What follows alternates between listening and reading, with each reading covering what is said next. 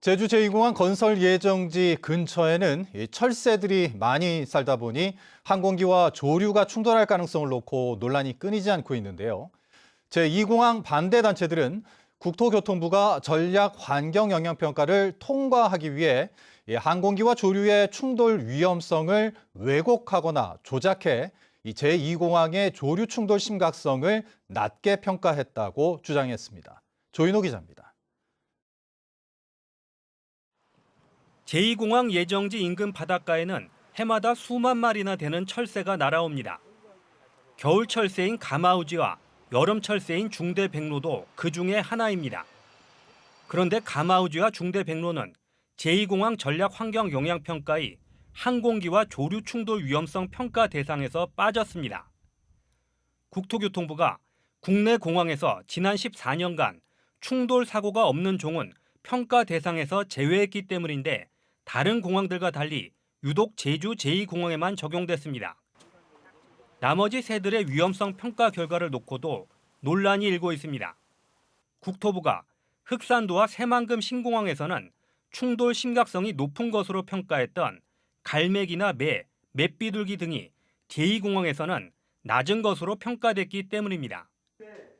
제2공항 반대단체들은 항공기와 조류의 충돌 위험성을 낮추려고 평가 기준을 바꾸고 고의적으로 조작한 것이라고 주장했습니다.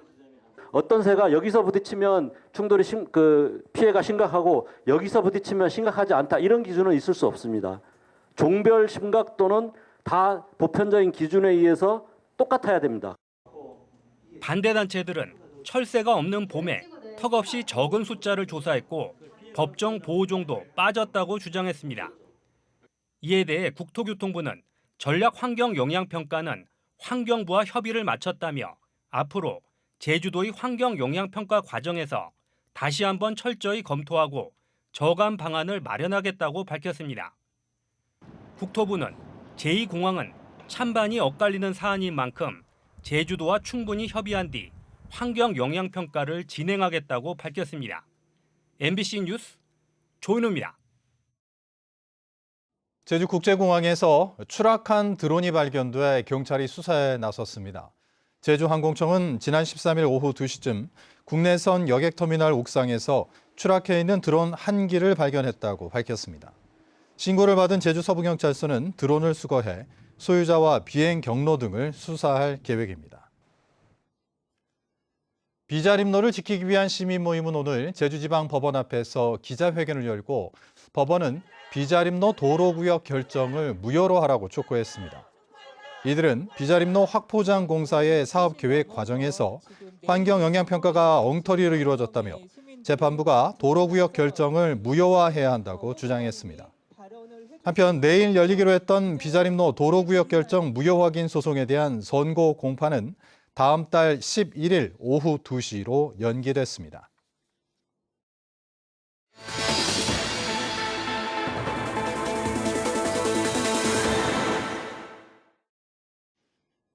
제주시 오등봉공원 민간특례 사업에서 제주 최초의 전문 클래식 공연장인 음악당 건립이 추진되고 있습니다.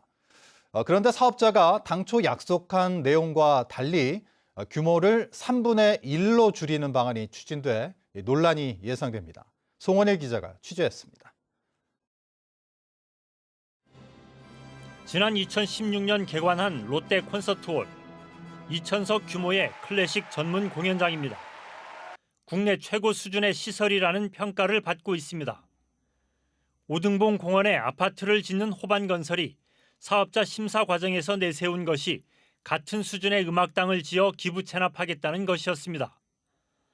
당초 호반건설이 제출한 사업 제안서, 제주를 대표하는 문화예술 공간으로 콘서트홀 1,300석과 소공연장 600석을 짓겠다고 약속했습니다.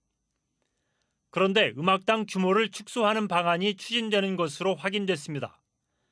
제주 MBC가 단독 입수한 제주시 자문단 워킹그룹위원회 회의 자료입니다.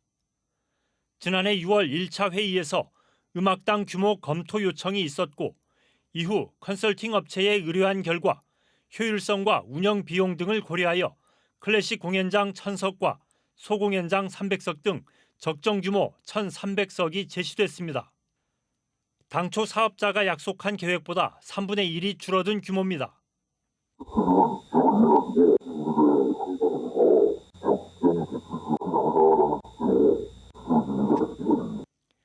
사업자 측은 컨설팅 업체의 검토 결과를 토대로 운영에 최적화된 규모를 설계에 반영하고 있고 향후 제주시와의 사업비 변경 협약 때 최종 결정할 계획이라고 밝혔습니다. 그러나 규모 축소를 검토하는 과정도 문제입니다. 이미 결정된 사업 규모에 대해 제주시 자문단이 논의에 물꼬를 트고 검토는 사업자에게 맡겨놓았기 때문입니다. 사업을 축소하거나 약속을 어기려고 해도 제주시가 관리 감독을 해야 될 처지인데 오히려 거꾸로 사업자를 돕고 있다는 건 심각한 직무유기이고요. 제주시는 관련 예산이 없어 사업자에게 컨설팅을 맡겼고 음악당 규모는 제주도와 협의를 거쳐 결정할 계획이라고 밝혔습니다. 오는 6월 착공이 예정된 음악당 건립 사업. 하지만 비공개로 논의가 이루어지면서 논란만 커지고 있습니다. MBC 뉴스 송원일입니다.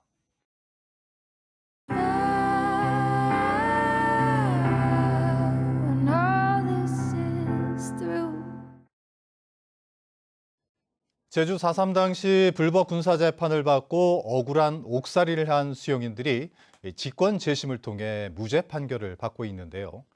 제주 MBC는 수용인 유족들의 한 맺힌 사연과 직권 재심의 역사적 의미를 짚어보는 4.3 기획 뉴스를 마련해 오늘부터 5차례 연속 보도합니다. 오늘은 첫 순서로 강석영 할아버지 사연을 전해드립니다. 김찬영 기자입니다. 지난 1948년에 태어난 강석영 할아버지. 태어나자마자 아버지를 비롯해 할아버지와 할머니를 모두 잃었습니다. 아버지는 제사 때문에 친척집을 가다 사라졌고 할머니와 할아버지는 이유도 모른 채 서다로름에서 총살당했습니다. 재혼한 어머니와 함께 지냈지만 11살이 되던 해 집을 나왔습니다. 친자식이 아니니까 이렇게 했구나. 안 후에는 이제 집에서 뛰쳐나왔지. 이제 외삼촌네 집에도 가서 살고 남의 집에 가서 1년 살고. 그 후 40년 동안 친아버지만을 애타게 찾은 강석영 할아버지. 지난 1999년에서야 아버지가 대전 골령골에서 숨졌다는 사실을 알게 됐습니다. 1949년 불법 군사재판에서 징역 7년을 선고받고 대전형무소에 수감된 뒤 한국전쟁이 발발하자 학살된 겁니다. 지난 12월에서야 그의 아버지는 직권재심을 통해 무죄 판결을 받았습니다. 너무나 억울합니다. 저는 형제도 없고 완전한 고아가 되었습니다. 참 눈물이 앞을 가려 말을 못할 정도로. 아들 부부는 74년이 지나서야 낯선 땅 대전을 찾아 무죄 판결문을 올렸습니다. 23살의 좋은 나이에 이런 데서 낯선 고향에 와가지고 골짜기에 다 아버님 얼마나 괴롭습니까? 얼마나 무섭고. 70평생 아버지 없는 서름을 감추며 살아온 강석영 할아버지. 이제 남은 소망 단 하나. 아버지의 뼈조각 하나라도 찾는 겁니다. 이제 DNA 검사할 때는 꼭 아버지도 내 자식이 참 이렇게 찾아오는구나 해가지고 이게 이루어지길 바라고 또 바랍니다. MBC 뉴스 김찬년입니다. 4.3의 세대 전승을 위해서 다양한 콘텐츠가 마련돼야 한다는 지적이 제기됐습니다. 오늘 제주도의회에서 열린 제주 4.3 미래를 말하다 2030 집담회에서는 4.3의 세대 전승을 위해선 노래와 연극 등 문화를 통해 표현하고 다양한 미디어 콘텐츠 개발이 필요하다는 의견이 제시됐습니다. 또 제주 4.3의 올바른 이름을 정하기 위한 다양한 토론을 비롯해 젊은 세대들이 아픔을 공유하기 위한 기회들이 마련돼야 한다는 주장도 제기됐습니다. 제주기점 3개 노선을 운항 중인 시월드 고속페리가 4.3 희생자와 유족에 대한 운임 할인을 시행합니다. 시월드 고속페리는 다음 달 1일부터 제주도가 발급한 증명서와 함께 가족관계 증명서를 제출하면 4.3 희생자와 유족의 동반 가족 4명까지 운임의 30%를 할인하기로 결정했습니다. 시월드 고속페리는 제주를 기점으로 진도와 우수영, 목포 등의 여객선 4척을 운항 중인데 성수기와 차량은 할인 대상에서 제외됩니다. 음주운전으로 물의를 일으킨 강경흠 제주도의원의 징계안 처리를 위한 원포인트 도의회 임시회가 모레 열립니다. 제주도의회는 도의회 윤리특별위원회가 강경흠 의원 징계에 대한 심사보고서를 제출함에 따라 오늘 29일 임시회를 열겠다고 밝혔습니다.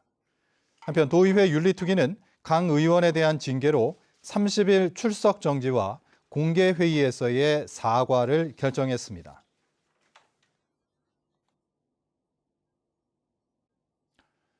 뉴스데스크 제주를 마칩니다. 시청해주신 여러분 고맙습니다.